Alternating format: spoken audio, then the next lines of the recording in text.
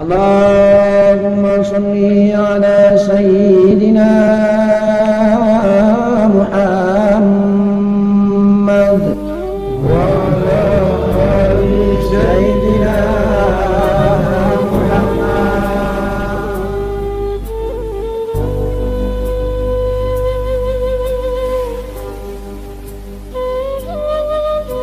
Assalamualaikum warahmatullahi wabarakatuh. Kita ini belajar mengenal diri, belajar ilmu hakikat, belajar ilmu tariqah.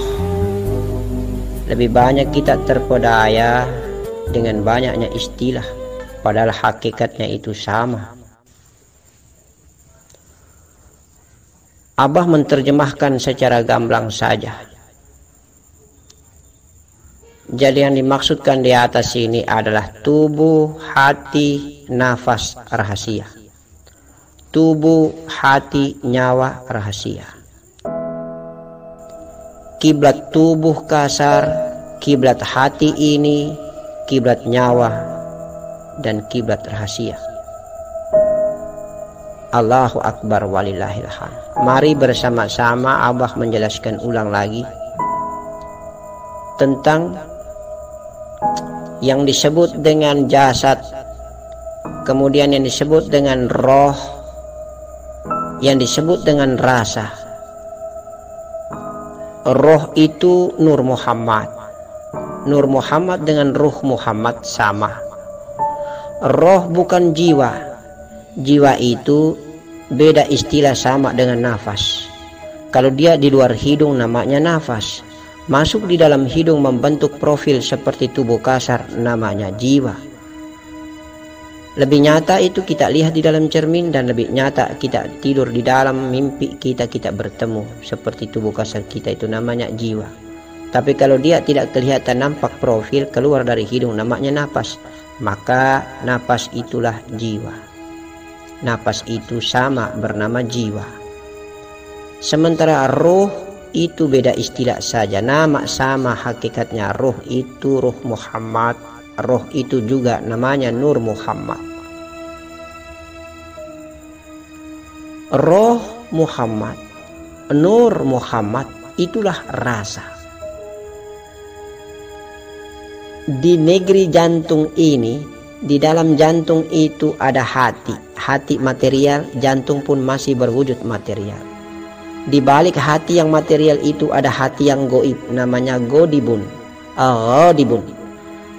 Hati yang goib itulah tempat tinggal singgasananya Nur Muhammad. Di negeri hati yang goib itu disebut dengan negeri rasa, negeri Nur Muhammad, negeri Ruh Muhammad. Maka Allah berfirman, Allah berkata, maka Rasulullah bersabda, maka para ahli sufi berkata, sesungguhnya hati orang-orang mukmin itu adalah Baitullah. Hati orang-orang mukmin itu adalah singgasananya Allah. Maka kita melihat Allah, kita bertemu Allah dengan rasa. Maksudnya dengan Nur Muhammad. Antara Nur Muhammad dengan jiwa tadi, Nur Muhammad meliputi jiwa, Nur Muhammad berada jiwa, jiwa berada di dalam Nur Muhammad, namanya nyawa. Nur Muhammad bergabung jiwa, Nur Muhammad bergabung jiwa, jiwa bergabung Nur Muhammad, namanya nyawa.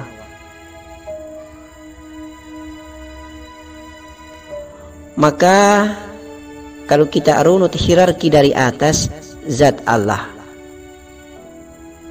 kemudian sifatnya, menzahirkan sifatnya Nur Muhammad, menzahirkan dirinya lagi lebih nampak lagi, jiwa namanya, menzahirkan dirinya lebih nampak lagi, jasad namanya.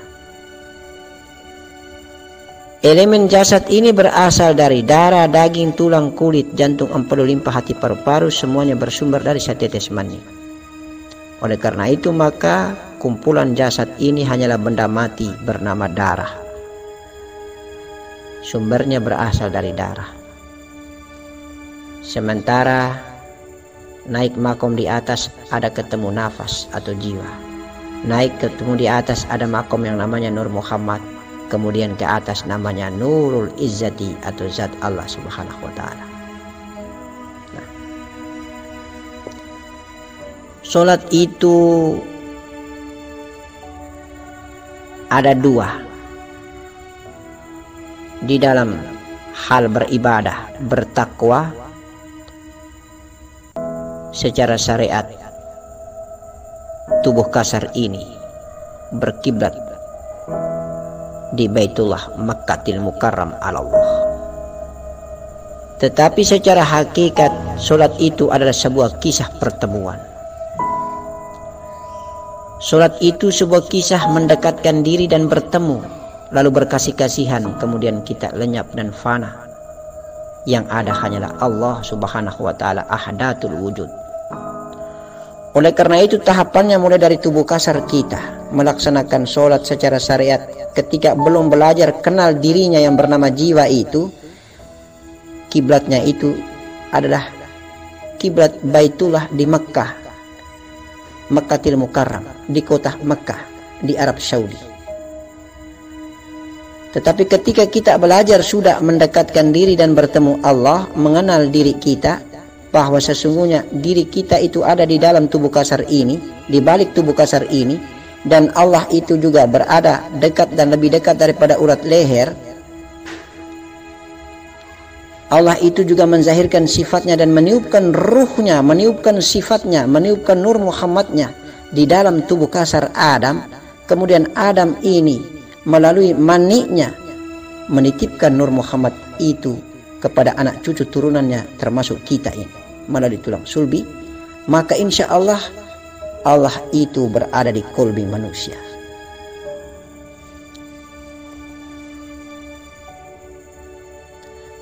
Allah meniupkan nur Muhammad atau ruh Muhammad. Pertama ditempatkan di otaknya Adam, kemudian dipindahkan ke matanya Adam, kemudian dipindahkan ke telinganya Adam, kemudian dipindahkan ke hidungnya Adam, kemudian turun kepada jantung hati ini, kemudian turun kepada perut, lalu turun kepada kemaluan, kepada betis, dan kepada tumit kaki.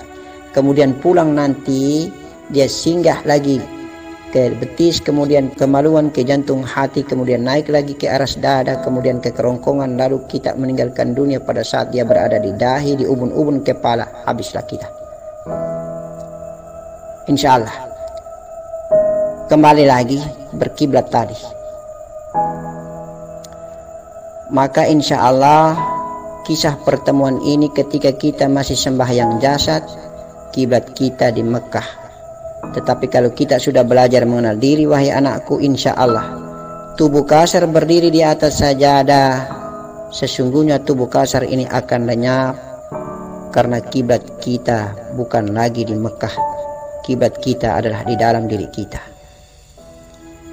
Tubuh kasar ini akan takbir sampai salam, tetapi jiwa, nafas dan jiwa inilah yang melaksanakan ibadah, bermi'raj, kemudian bertemu dengan Allah di negerinya. Di mana negeri itu berada? Di negeri hati. Tenggelam di dalam negeri hati, Allah membuka hijab, memberikan penglihatan dan kasaf mukasafa. Terjadilah lebur dan fana. Jiwa ini yang mengkiblatkan dirinya kepada Nur Muhammad di negeri rasa tadi sudah tiada. Yang ada hanyalah Nur Muhammad. Kemudian Nur Muhammad ketemu Nurul Izzati, tenggelam dan fana di dalam Nurul Izzati. Nurun ala nurin, cahaya di atas cahaya. Maka Nur Muhammad telah tiada. Yang ada hanyalah Zatullah. Itulah mujahadah, musyahadah, muraqabah. Itulah sebuah kesaksian syahadat Allah, syahadat Rasul, pertemuan Allah, pertemuan Rasul, pertemuan Nurul Izzat, pertemuan Nur Muhammad, pertemuan Nur Muhammad dan pertemuan dengan jiwa, pertemuan jiwa dan pertemuan dengan jasad. Itulah kiblat tubuh, kiblat hati, kiblat nafas. Itulah kiblat tubuh, kiblat hati, kiblat nafas.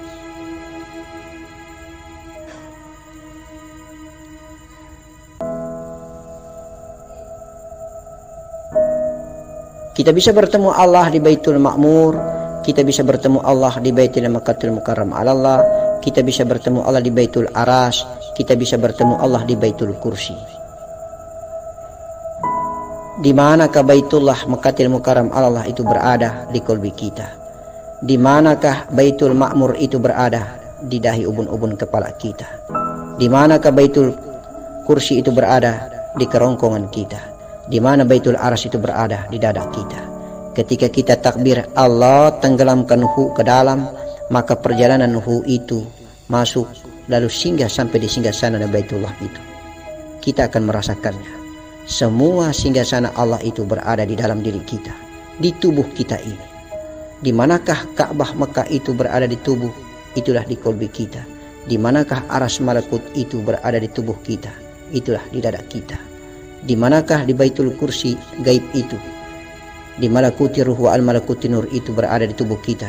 Itulah di kerongkongan kita. Insya Allah, di manakah Baitul Ma'mur itu berada? Itulah di dahi dan di ubun-ubun kepala kita. Ruhil hampa, nurul akbar, insya Allah. Sebuah etape perjalanan panjang cerita untuk mengunjungi dan dikunjungi, cerita panjang dalam bermi'raj, bertemu insya Allah berkasih-kasihan dengan Sang Maha Kekasih Allah Subhanahu wa Ta'ala. Itulah etape dan tahapan-tahapan cara kita berkiblat. Oleh karena itu maka makom kiblat jisim atau kiblat awam itulah kiblat Mekah, insya Allah Baitullah Mekah. Tetapi kiblat batin insya Allah lillahi masyriq wal maghrib fa aina ma fasama wajhullah. Di mana kita berjalan, di mana kita menghadap, di situ kita ketemu wajah Allah. Insya Allah, karena kiblat ini kita bawa kemana-mana. Kiblat itu ada di diri kita. Insya Allah. Suatu saat nanti kita tidak bingung ketika kita berada di ruangan atau kita berada di tempat dan lingkungan yang kita tidak tahu di mana terbenamnya matahari. Maka kita tidak bingung menentukan kompasnya, karena kompas Allah di balik diri ini, kiblat pun berada di balik diri ini. Sesungguhnya kiblat orang-orang mukmin itu Baitullah, di hati, di jantung, di rasa. Dia ghadibun, hati yang goib. Kolbi mukmin itu Baitullah, tempat lebur dan fananya nafas atau jiwa kita di hati kita, dan tempat lebur dan fananya hati atau nur Muhammad adalah di ubun-ubun kepala ini. Insya Allah, ketika nafas turun tenggelam di hati, maka bertemulah nur Muhammad, dan nur Muhammad naik tenggelam dengan nurul izzati dan fana di dalamnya. Bertemulah di ruangan hampa ubun-ubun kepala. Antara dua saja, dihidupkan kembali atau dia mati selama-lamanya. Insya Allah. Pencerahan di atas merupakan kiblat hakikat. Kiblat hakikat itulah tubuh mati lenyap, hidup jiwa. Jiwa lenyap, hidup Nur Muhammad. Nur Muhammad tenggelam fana di dalam nurul izzati yang ada hanyalah zat Allah. Itu kiblat hakikat. Mari kita masuk ke kiblat tareqah. Kiblat tareqah adalah sebagaimana di video sholat yang Abah sampaikan. Ketika kita bertakbir Allah tenggelamkan nuhu, maka perjalanan nuhu ini masuk dan bertemu dengan Allah di Baitul Ma'mur di tubuh ini. Bertemu Allah di Baitul Aras di tubuh ini. Bertemu Allah di Baitul Kursi di tubuh ini. Bertemu Allah di Baitullah Mekkatil Mukarram Allah di tubuh ini. Dan bertemu Allah di Baitul Maqdis di tubuh ini. Letak bait-bait Allah di tubuh ini sudah kita ketahui semua. Dan insya Allah kita dapat bertemu Allah dengan rasa, dengan Nur Muhammad, dengan sadar. Insya Allah. Untuk itu maka Nur Muhammad memiliki sifat pertama sadar, yang kedua rasa, yang ketiga bercahaya. Rasa, sadar, cahaya. Rasa, sadar, terang benderang. Insya Allah 3 sifat kumulatif, 3 sifat komunal, 3 sifat umum daripada Nur Muhammad. Itulah sadar, rasa, dan terang bercahaya. Oleh karena itu maka kiblat tarekat telah kita amalkan. Lalu mari kita melihat dan mengenali tentang kiblat syariat. Kiblat syariat ketika kita masuk sajadah, usalli fardal zuhri, fardal ashri, fardal maghrib, fardal isya'i, fardal subhi, mustaqbilal kiblat, adaan lillah, adaan ma'muman, adaan imaman, insyaallah. Kemudian kita bertakbir, Allahu Akbar. Kiblat kita berada di dalam akal, khayal, angan-angan, otak, fikir kita. Sesungguhnya kita menghadap ke Mekah, kiblat Mekah. Jasad kita berdiri sholat. Hakikatnya akal, fikiran, otak, dan angan-angan kita lah melayang kemana-mana. Jasad kita kelihatan khusyuk, padahal jiwa kita tidak melaksanakan sholat. Padahal jiwa kita bergentayangan entah kemana. Bagi bundaku ketika sholat syariat, tubuhnya melaksanakan seperti khusyuk sekali, padahal jiwanya masih mengingat kompornya di dapur belum dimatikan. Kemudian kami para nelayan masih mengingat bahwa ikan kami belum dijemur. Insya Allah para pebisnis dikala sholat tubuh kasarnya begitu khusyuk, padahal di dalam akal dan pikirannya masih berkalkulasi untung dan rugi. Jiwanya melayang kemana-mana tentang pikiran bisnis, di pasar, di mall, di usaha-usaha yang mereka laksanakan dengan aktivitas kehidupan dunia. Maka sholat syariat, tubuh yang melaksanakan sholat, jiwa tidak pernah melaksanakan sholat. Oleh karena itu sampai kapanpun tidak pernah khusyuk-khusyuk, tidak pernah berjalan, tidak pernah mi'raj. Yang mi'raj hanyalah di otak, di akal, pikiran, dan angan-angan. Maka Abah menyampaikan bahwa awalnya kita mengenal Islam ini adalah dari kedua orang tua kita yang mengajarkan kita. Kemudian kita mulai mencari siapa Allah, bagaimana Allah, di mana Allah, dengan akal, otak, dan pikiran melalui bacaan-bacaan di kitab, melalui sekolah dan pendidikan formal dan non formal. Insya Allah, tapi kita belum bertemu hakikat Allah yang sejati, yaitu berada di dinding rasa, berada di negeri Nur Muhammad, berada di area besar yang bernama kolbi, hati. Allahu Akbar, walillahil hamd. Jangan kita terpedaya dengan banyak istilah tasawuf, tetapi mari kita berpraktek praktisi. Kita adalah pelaku, kita adalah pejalan, kita adalah pengamal, melakoni, mengalami, dan merasakan. Itulah hanya ada dua, kasaf, mi'raj. Kasaf, mi'raj. Bersihkan, sucikan tubuh kasar, bersihkan, sucikan hati, bersihkan, sucikan nafas. Maka kita dikasih kasaf, kita mi'raj, kita bertemu, kita lebur, kita fana. Aku diri hamba tiada, yang ada hanyalah kesejatiannya. Allahu Zat, insya Allah, martabat ahdatul wujud. Assalamualaikum warahmatullahi wabarakatuh. Allahumma salli ala sayyidina Muhammad wa ala ali sayyidina